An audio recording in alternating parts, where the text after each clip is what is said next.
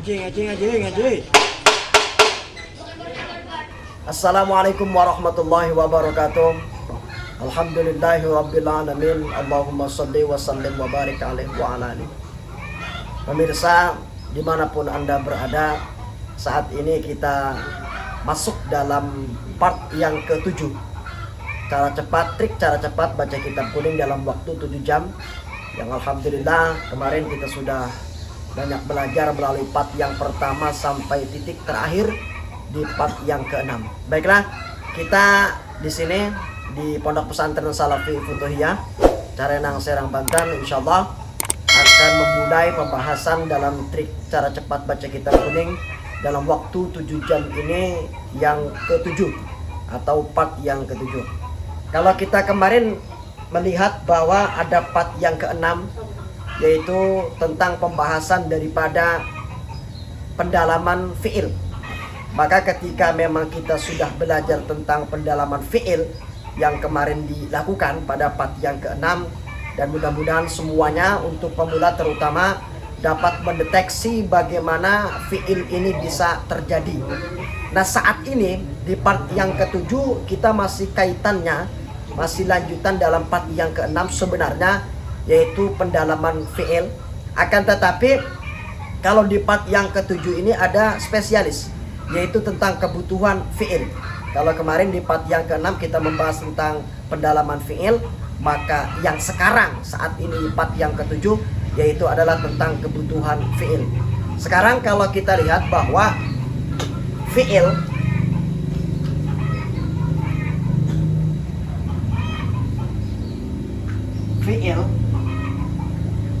itu terbagi menjadi dua. Yang pertama adalah yaitu fa'il.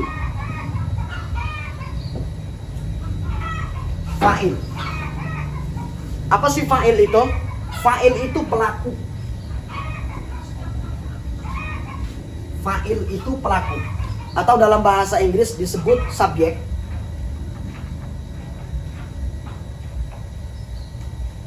Atau bahasa lain mungkin pekerja ya. Itu fa'il. Kenapa dikatakan pekerja? Karena sebenarnya kalau kita lihat bahwa kalimat fi'il itu merupakan bentuk kata kerja. Oke. Di sini.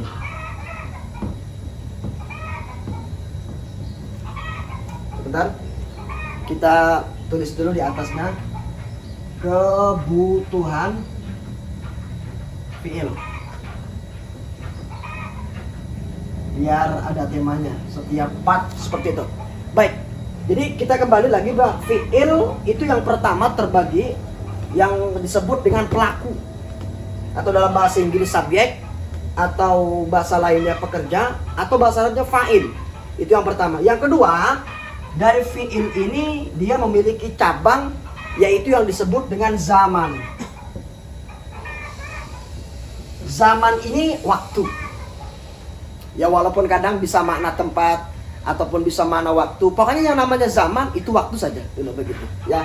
Nah, dari zaman itu akan terbagi menjadi 3. Nah, dari zaman ini akan menjadi 3. Kita sudah mulai cabang-cabangnya dalam kebutuhan fi'il. Kenapa? Karena sekalipun memang ini merupakan trik cepat cara membaca kitab kuning dalam waktu 7 jam, kita harus tahu dulu fi'il ini larinya kemana. Dan di setiap larian itu ada pelarian yang lain. Nah, maka oleh karena itu dari fi'il terbagi menjadi 2, ada pelaku, lalu ada zaman sebagai waktu ya. Kita tulis saja di sini, zaman adalah waktu begitu. Maka dari zaman itu terbagi menjadi 3. Yang pertama zaman madi. Zaman madi bukan berarti fi'il madi, bukan. Pokoknya zaman madi itu kita artikan saja dulu secara gampangnya adalah dia memiliki arti sudah. Ya sudah. Lalu yang kedua, dari zaman ini ada namanya zaman mustaqbal.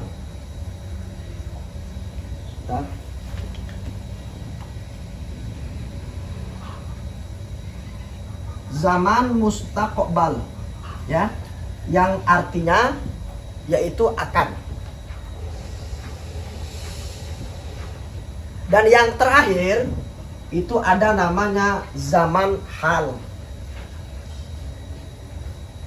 Atau kalau kita artikan yaitu zaman sedang dilakukan, sedang dilaksanakan. Nah, ini dari ketiga itu. Nah, kita tahu secara bersama bahwa fi'il ini merupakan kata kerja.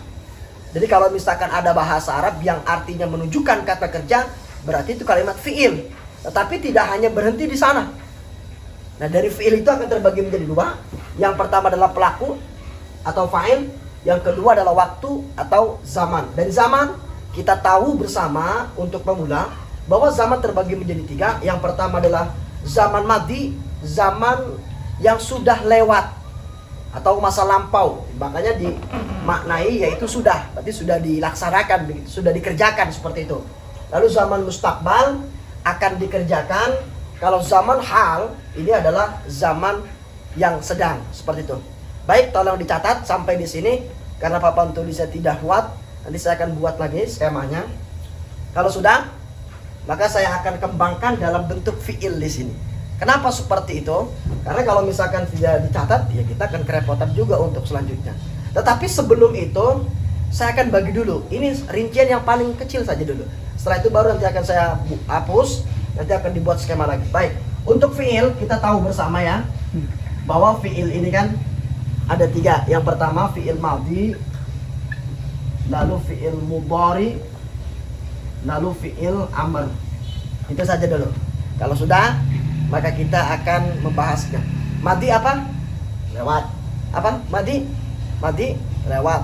Mudhari sedang ya atau akan, dan yang ketiga adalah amr, itu sebagai perintah seperti itu.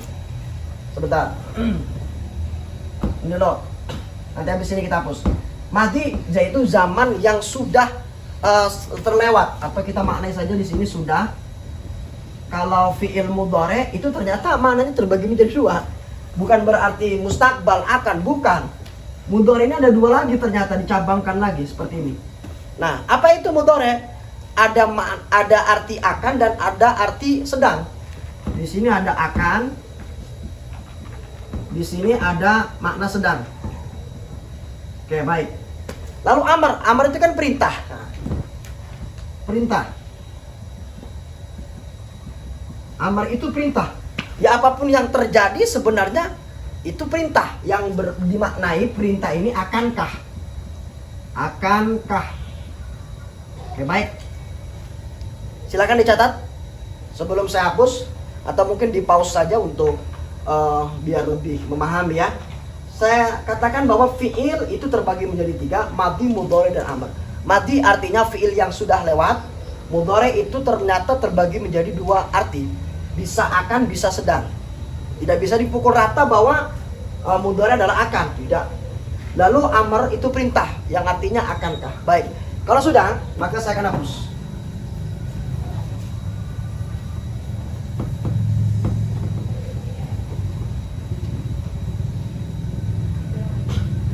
Oke. Baik. Sekarang dalam kebutuhan fi'il tadi yang sudah ditulis, maka timbullah bahwa fi'il itu ada tiga macam. Yang pertama adalah madhi, yang kedua adalah mudhari, dan yang terakhir ataupun yang ketiga adalah amar. Madhi apa tadi? Masih ingat? Madhi diartikan yaitu adalah sudah, zaman sudah, yang sudah terlewati. Dan mudhari itu ada dua macam tadi, apa namanya? Yang pertama itu dimaknai dengan akan, dan yang kedua dimaknai dengan apa? Sedang. Oke, baik. Dimaknai dengan sedang. Kalau amr itu perintah yang artinya adalah akankah. Akankah. Baik. Kalau sudah seperti ini, maka kita ambil salah satu contoh. Nasoro yang suruh unsur. Nasoro yang suruh unsur. Maka ketika kita melihat yang seperti ini, nasoro artinya sudah menolong. Yang suruh itu akan menolong atau sedang menolong. Unsur tolonglah.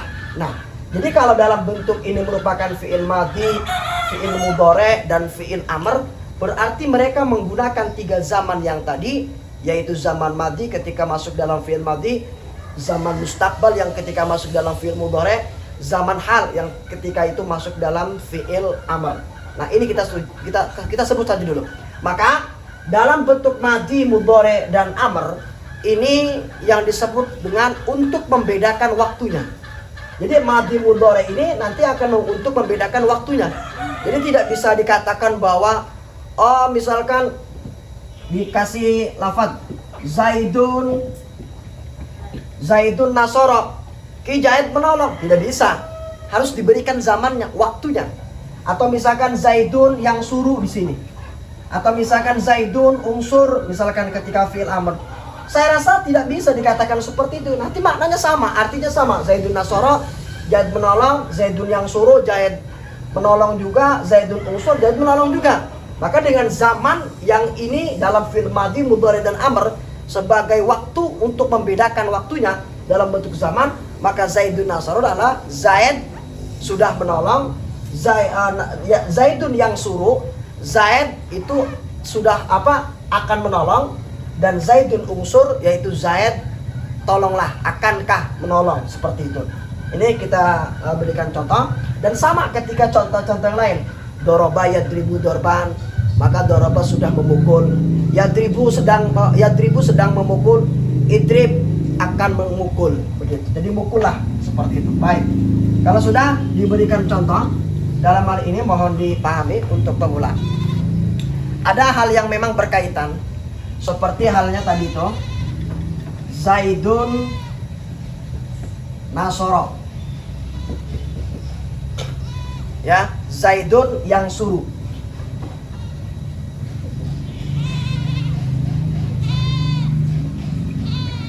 Zaidun nasoro, Zaidun yang suruh. Ini kita tidak bisa memukul rata bahwa Zaid sama-sama menolong. Zaidun nasoro, Zaid menolong. Zaidun yang suruh, Zaid juga menolong. Tidak bisa. Berarti tidak ada perbedaan dalam bentuk zaman, yaitu yang terbagi menjadi 2 tadi, ya. Zaman dalam fi'il, bukan zaman sebagai subjek, tapi zaman sebagai waktu. Maka perlu ada perbedaan untuk membedakan waktunya. Zaidun nasoro, Zaid telah menolong. Zaidun yang suruh, Zaid akan menolong. Cuman yang menjadikan permasalahan adalah dan perbedaannya, untuk kalimat fi'il mudhari ini dia masuknya dalam kategori sedang atau akan. Nah, sedang atau akan, maka kita perlu pengertian dalam hal ini. Baik, saya hapus lagi. Pertama, kalau seandainya ya harus dijawab dengan makna, ini saya tulis biar lebih lengkap, harus dijawab dengan makna akan, di kapital semua, apabila dikasih dengan tanda-tanda fi'il. Apabila dikasih dengan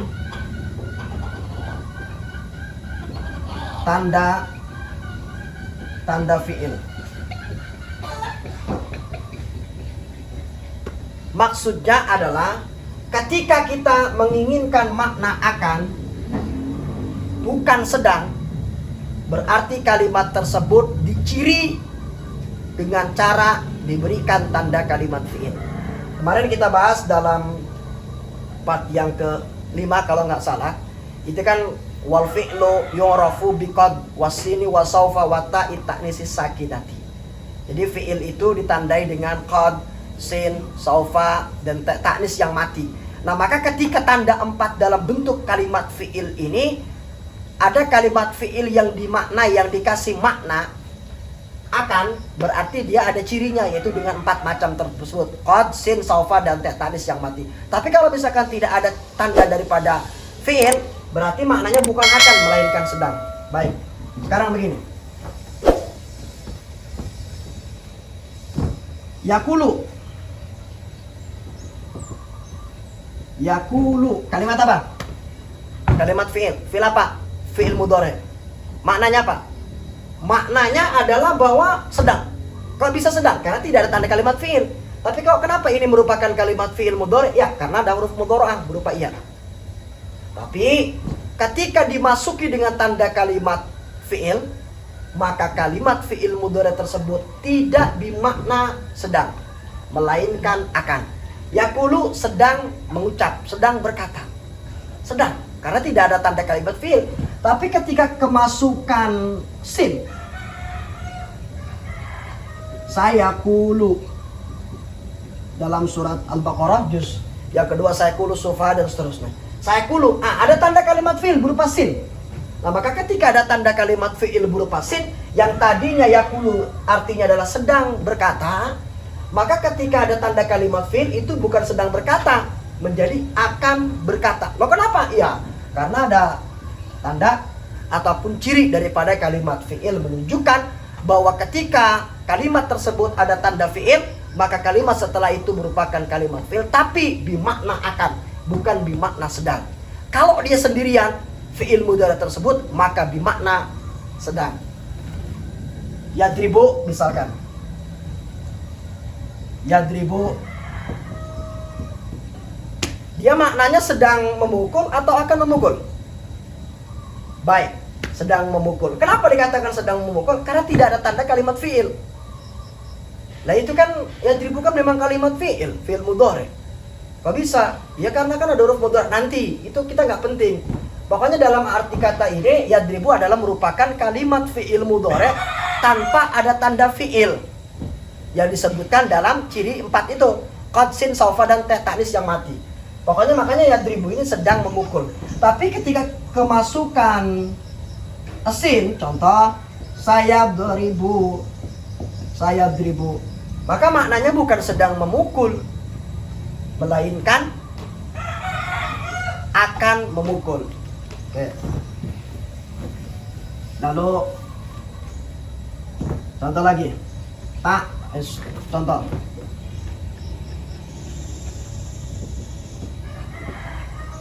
Kalimat apa? Kalimat fi'il. Fi'il apa? Fi'il mudhari. Kok bisa? Ada huruf mudhari'ah berupa t. Artinya apa? Asal makna artinya belajar. Dia maknanya sedang belajar atau akan belajar? Sedang belajar. Baik. Kenapa? Karena tidak ada tanda kalimat fi'il dari 4, qad, sin, saufa, dan ta ta'nis. Tapi ketika kemasukan tanda kalimat fi'il, maka dia tidak makna sedang belajar lagi, melainkan akan belajar. Apa contohnya? Saufa ta'lamu. Di sini. Kemasukan saufa. Saufa masuk dalam kategori di sini, maka bukan arti sedang belajar, melainkan akan belajar. Nah, ini yang disebut dengan contoh beberapa kalimat fi'il mudhari yang bermakna sedang dan akan. Baik. Saya kasih contoh lagi.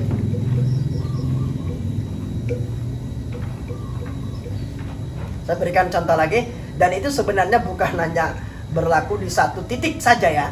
Artinya fi'il mudhari kan yang penting, fi'il mudhari itu yang penting ada huruf mudhari'ahnya.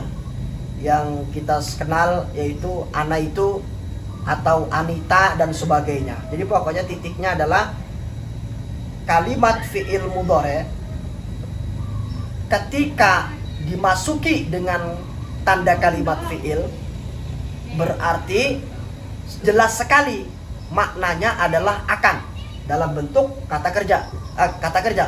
Tapi ketika memang tidak ada tanda daripada kalimat fi'il dengan sendirinya, yaitu dalam bentuk fi'il mudhari yang termasuk dalam kategori huruf mudhari'ah sebagai awalan, baik itu nanti adalah dalam bentuk kategori dhamir dari mulai mufrad muzakkar sampai nanti mutakallim wahdah dan mutakallim al-ghair, semuanya akan bermakna sedang dalam bentuk fi'il mudhari tersebut.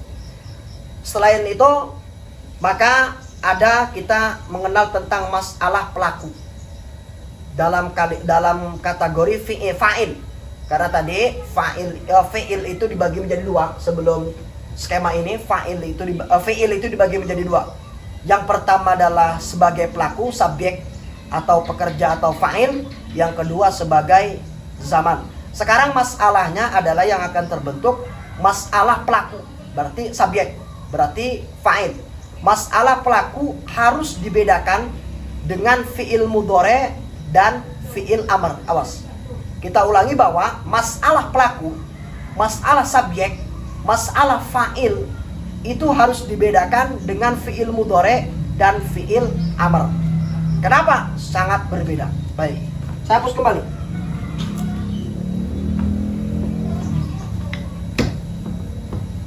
Nanti di pause saja ya, ketika memang perlu untuk dicatat, maka boleh di pause. Nah, sekarang yang pertama adalah mati. Mati di sini atau kalimat fi'il madi.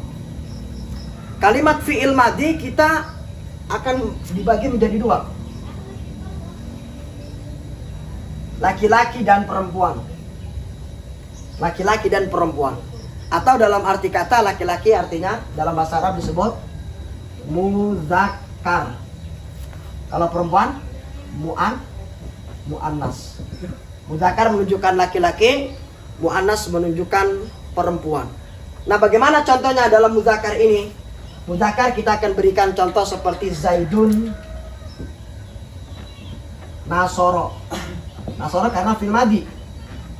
Zaidun Nasoro. Kalau muannas berarti Zaidun sebentar. Muannas bukan Zaid, bukan perempuan. Hindun dorobat. Hindun dorobat atau Hindun nasorot ya. Hindun nasorot dah. Nah, madi itu terbagi menjadi dua. Ada mudzakkar dan muannas. Ini sesuai dengan domir. Ada domir untuk perempuan dan ada domir untuk laki-laki. Nah, domir untuk laki-laki sebagai mudzakkar itu jelas Zaidun nasoro. Zaid menolong. Zaid sudah menolong. Tetapi ketika penerapan itu termasuk dalam kategori muannas ataupun perempuan, maka tidak bisa Hindun Nasoro. Wajib diberikan tanda. Kenapa? Menunjukkan bahwa itu perempuan. Hindun Nasorot, bukan Nasoro. Jadi ketambahan ta'nis di sini. Ta'nis sakinah menunjukkan bahwa Nasorot ini akan menjelaskan tentang siapa yang sudah menolong, yaitu ternyata Hindun. Dan Hindun ini merupakan bentuk daripada muannas dalam kalimat fi'il madi. Itu. Yang kedua, saya berikan contoh saja di sini amr. Langsung ya, nanti setelah itu baru mudhari. Amr. Amr juga sama dibagi menjadi dua. Yang pertama, amr di sini adalah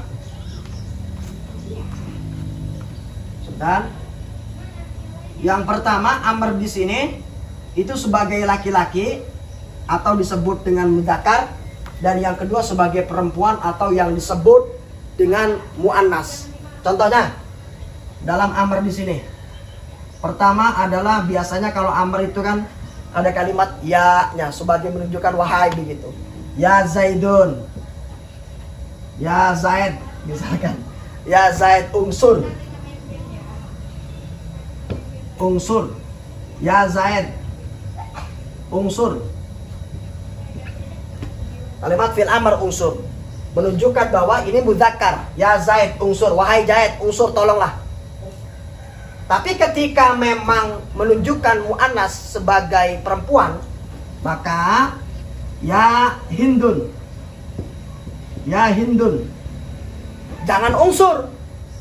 Harus ditambahi dengan iya muannas mukhatabah. Suri. Suri. Ada ketambahan iya muannas mukhatabah. Kenapa? Maka beda antara unsur dan unsuri ya jelas. Karena kalau misalkan kebutuhan daripada mudzakkar cukup unsur saja. Tapi kalau misalkan sudah masuk dalam kategori dia fi'il amrnya muannas, maka harus ditambah ya muannas mukhatabah. Sekarang begini, unsur itu fi'il madinya Pak Nasoro, mudhari'nya yang suruh. Fi'il amrnya unsur. Nah, dalam tasrifan unsur itu bukan unsur saja, ada 6. Unsur, unsura, unsuru, unsuri, unsura, unsurna. Pertama, unsur pertama itu sebagai mufrad mudzakkar. Yang kedua unsur unsura itu sebagai tasniah menunjukkan laki-laki 2. Lalu unsuru menunjukkan laki-laki banyak, jama muzakkar ya. Kalau yang ketiga, yang keempat unsuri sebagai muannas, sebagai perempuan 1, mufrad muannas. Lalu yang kedua unsura sebagai perempuan 2 dan unsur sebagai perempuan banyak. Nah, karena memang kita 1 ya hindun itu perempuan, maka wajib ditambahi dengan ya muannas mukhatabah. Baik. Yang terakhir, dalam kebutuhan fiil ini ada namanya fiil mudhari. Nah, mudhari juga sama, terbagi menjadi 2. Yang pertama adalah laki-laki atau yang kita kenal yaitu muzakkar, dan yang kedua itu perempuan atau yang kita kenal sebagai muannas. Cuman kita sepakat bahwa mudhari ini ketika kalimat fi'il mudhari itu di awal huruf dalam kalimat fi'il mudhari harus ketambahan dengan huruf mudhara'ah yang ada 4, disebut saja, yaitu anaitu. Atau kalian mungkin pengen menyebut Anita juga monggo, biar agak sedikit cantik-cantik begitu kan. Kalau Ana itu kan kesannya, apalagi kalau Anatai mau lebih jelek dia. Jadi bisa Ana itu bisa, Anita bisa, atau teh dulu sebelumnya Anatai bisa. Silakan, tidak ada masalah begitu. Penyebutan saja, atau mungkin huruf mudhari, pokoknya alif, nun, ya dan teh. Iya teh, alif dan nun. Kalau secara struktural, tapi sudahlah, pokoknya yang kita sering kenal itu bahwa huruf mudhara'ah ana itu begitu. Nah, dalam huruf mudhara'ah ini awas. Fi'il mudhari apabila didahului fi'il mudhari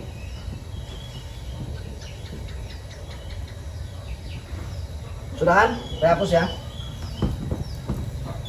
Kita fokus ke fi'il mudhari. Fi'il mudhari apabila didahului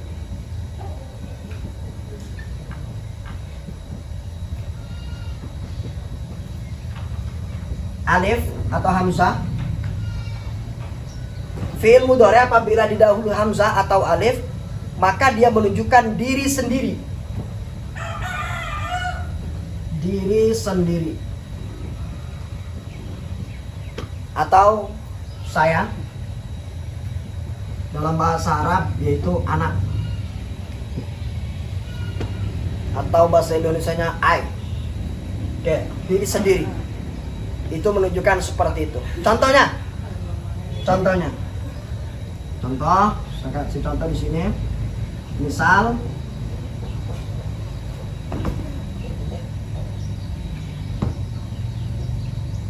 Misal anak apa?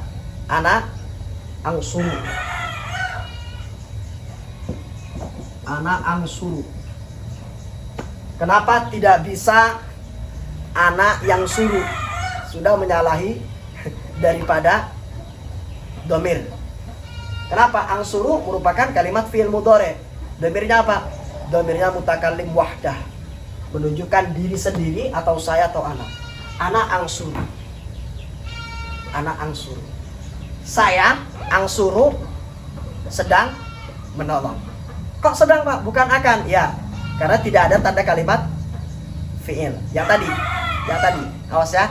Ketika akan diberikan man akan, apabila kalimat tersebut itu terbentuk dalam ciri-ciri atau ada tanda-tanda kalimat fi'il. Makanya anak angsuru ini artinya saya sedang menolong, bukan akan menolong. Karena tidak ada tanda kalimat fi'il. Begitu, anak angsuru. Kalau anak yang suruh, anak tang suruh, jelas salah. Kenapa? Domir anak. Domir anak mutakallim wahdah, maka kalimat fi'il mudhari pun akan mengikuti domir tersebut. Domir anak, berarti anak angsuru. Begitu. Lalu yang kedua, nun. An-nun itu apabila fi'il mudhari apabila didahului dengan nun, maka sama berlakunya adalah diri sendiri. Untuk diri sendiri, untuk diri sendiri, ya. dan orang lain. Awas. Untuk diri sendiri dan orang lain. Dan orang lain. Atau dalam bahasa kitanya disebut kita. Kita dalam bahasa Arab disebut nahnu. Nahnu. Begitu, dalam bahasa ini disebut nahnu. Nah, maka kalau kita ambil contoh misalkan di sini. Misal kita dalam bentuk kalimat istifham ya, hal. Apakah kita akan pergi, ini kemana nih? Kita daerah Banten ya. Berarti hal yadhabu, bukan, hal nahnu yadhabu ila Bantani. Hal yadhabu ilal Bantani. Hal nahnu yadhabu ilal Bantani. Nahnunya tidak, sorry. Hal nahnu yadhabu ilal Bantani.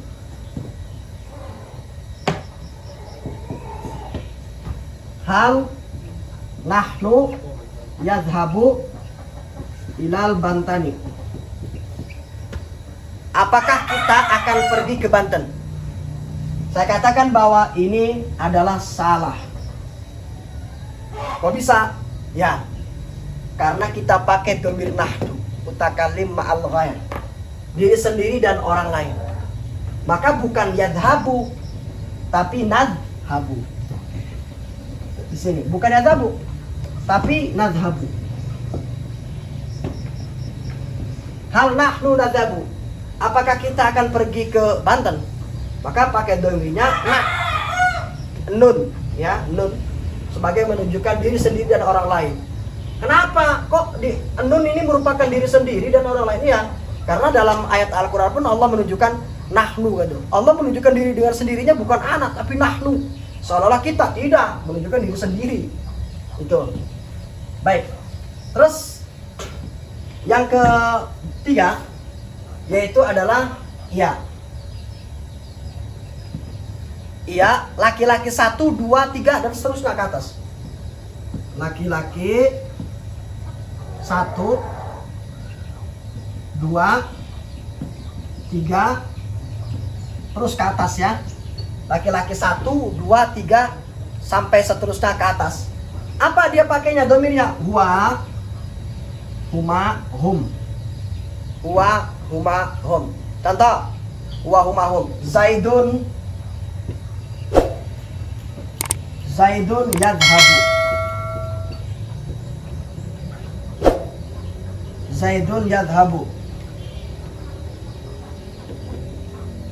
Zaid sedang pergi. Maka Zaidun yadhabu sama dengan memiliki dhamir huwa yadhabu. Huwa ini balik dhamirnya nanti ke Zaidun. Yadhabu sama. Jadi Zaidun yadhabu sama. Dia memakai dhamir huwa tuh dalam kategori bisa makna 1 mufrad mudzakkar, bisa makna 2 ya sebagai bentuk daripada mudzakkar tasniah yang bermakna 2 dan jamak seperti itu. Makanya ketika lafaz la ilaha illallah kita belajar daripada beberapa orang yang sudah mengalami sakaratul maut, kalimat la ilaha illallah ketika memang tidak bisa sanggup dibacakan untuk orang yang mengalami sakaratul maut, maka bisa diganti dengan Allah. Lalu ketika Allah pun tidak bisa mengucap karena terlalu berat, maka bisa diganti dengan huwa. Huwa tapi dibaca hu, dijazamkan. Huwa. Nah, huwa ini hu itu akan kembali ke lafzul jalalah, lafaz Allah. Sama Zaidun yadhabu juga sebagai ciri daripada fi'il mudhari berupa ya. Ini nanti huwanya sama dengan Zaidun menunjukkan Zaid. Zaidun yadhabu sama dengan huwa yadhabu. Itu baik. Selanjutnya yang terakhir atau yang ta itu bahwa laki-laki 1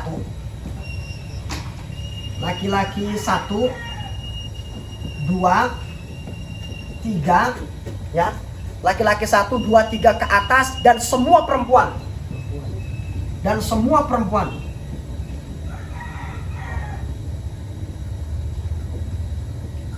Laki-laki 1, 2, 3 ke atas dan semua perempuan. Laki-laki 1, 2, 3 ke atas dan semua perempuan. Itu domirnya anta, antuma, antum. Anta, antuma, antum. Penerapannya bagaimana? Ya penerapannya gampang. Tinggal nanti anta zaidun. Begitu kan? Anta zaidun, zaidun. Di sini anta yadhabu. Anta yadhabu dan seterusnya sebagai contoh daripada bentuk dalam ta sebagai huruf mudharaah, yaitu menunjukkan laki-laki 1, 2, 3 dan semua perempuan. Baiklah, terima kasih atas perhatiannya di part yang ke-7 ini. Kita nanti akan masuk dalam part ke-8, 9 sampai ke-14 untuk menunjukkan bahwa beberapa hal yang kaitannya adalah tentang ini kita nanti akan dibahas sebagai bentuk daripada kebutuhan fi'il. Sampai berjumpa kembali di part yang selanjutnya. Wabillahi taufiq wal hidayah. Wassalamualaikum warahmatullahi wabarakatuh.